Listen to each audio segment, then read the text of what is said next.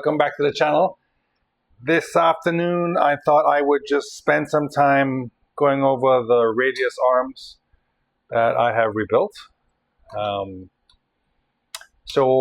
This is my original, or this is the radius arm that I originally took off the car here. And so pin looked fine, everything looks fine, very minimal wear for being over 54 years old. But this is an older style radius arm, and so the quadrant for the handbrake was bolted on to this section. And of course this, or the pin that ran through this section here, rides, you can't see it, but it's two brass or bronze bushings that are pressed in. And of course there is a metal tube inside of this one, a grease tube. And so these were pressed in and then reamed to fit the pin. And so in the restoration process, you know, pulling this off, redoing the subframe as we covered in the previous video, I wasn't going to leave these arms untouched. But the thought of trying to get out, in fact, I took it to a couple of different machine shops, and the option was to try to build a drift that I could use to knock it out and then press in two bronze bushings and then find a way to perfectly ream them. And I could have gone through all that with a machine shop instead of trying to do it by hand with the reamer that's out there. But then I thought, you know what, why not just kind of upgrade to a newer arm? So that being said, not being lazy, just looking for more efficient and effective ways to keep the car as upgraded and as good as possible. I also need to change the rear brakes on the car, redo the drum brakes in the back. The original plate was rusted, bent, part or two were missing. And so doing research, talking to another fellow Mini enthusiasts and others, the recommendation, or what we came down to decide, is I was going to go and purchase a new radius arm. This is what this is. This is a new, more modern radius arm. I got this from Mini Spares.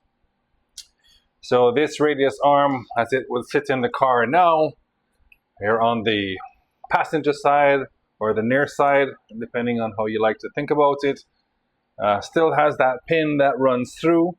The difference between this and of course the original radius arm was that this particular pin rides on a roller bearing here on the end, and of course the bronze bushing here that needs to be reamed on this side as well. The handbrake quadrant is attached not through the screw but through a pin that comes a clevis pin that comes all the way through, held in place by a split pin. And of course I then went ahead and got all new brakes from Mini Spares, and this came as a kit. This came with the backing plates, the brake cylinder, the set nut, everything, the pads, the springs, everything preset, pre-done ahead of time. All I had to do when it came to me was simply take it out of its package and bolt it on along with the handbrake. Everything set, everything, new handbrake lever, everything set there, direct from Mini Spares. Cut down time, and I'm just giving the Mini the latest and greatest parts as possible. I also went ahead, excuse me, and rebuilt the rear hubs of the Mini. These came directly off of the Mini, and I went ahead and rerid them with Timken tapered bearings, and of course well packed with grease, fully put together, new seals, everything. Even there is a seal, I'll show it to you. Well, it's not on this one anymore, it was missing actually. There's a seal that sits right here at the bottom of that pin, that kind of where the hub sits against. I replaced that one completely as well. So everything's brand new, new brakes, everything's been torqued down and set. I also went with new drums. So the drums, of course, would just fit directly on over this. And of course, when the time comes, I'll go ahead and set the adjustments as necessary. Also comes with a set screw that holds the drum to the actual hub itself. And my particular hubs only have one set screw. This has two. Of course, I have extra ones sitting around.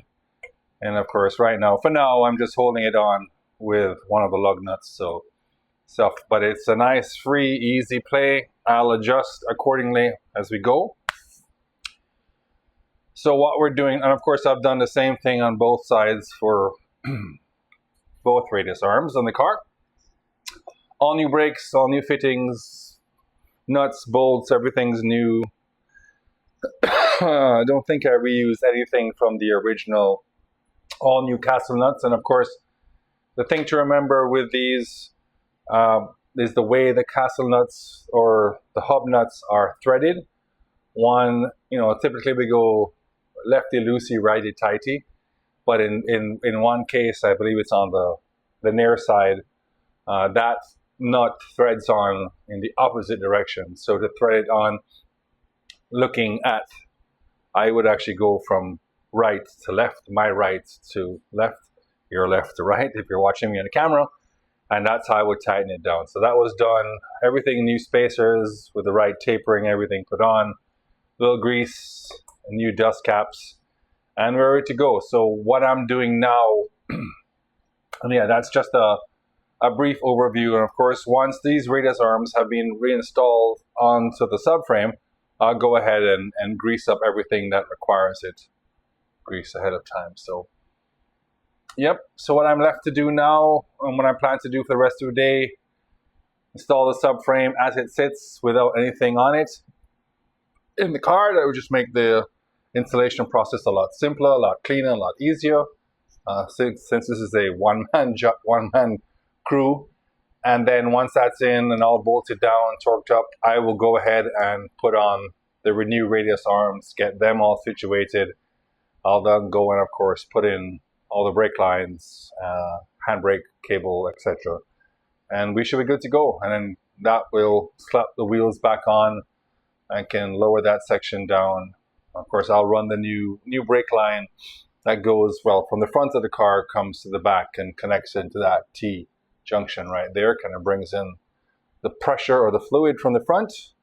We'll put up all the lines that we got from Classic Mini DIY, and yeah, that should look really nice. Get the rear section, and once I'm done that, I'm gonna go ahead, also do a video of my front subframe, kind of show you where I'm at with that, the steps I went through to do this.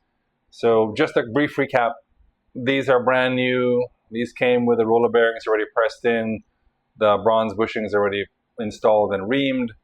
I simply put in new pins, nuts and bolts, all the hardware there. I then put on new drum brakes on the rear. Everything came pre-installed or pre-assembled.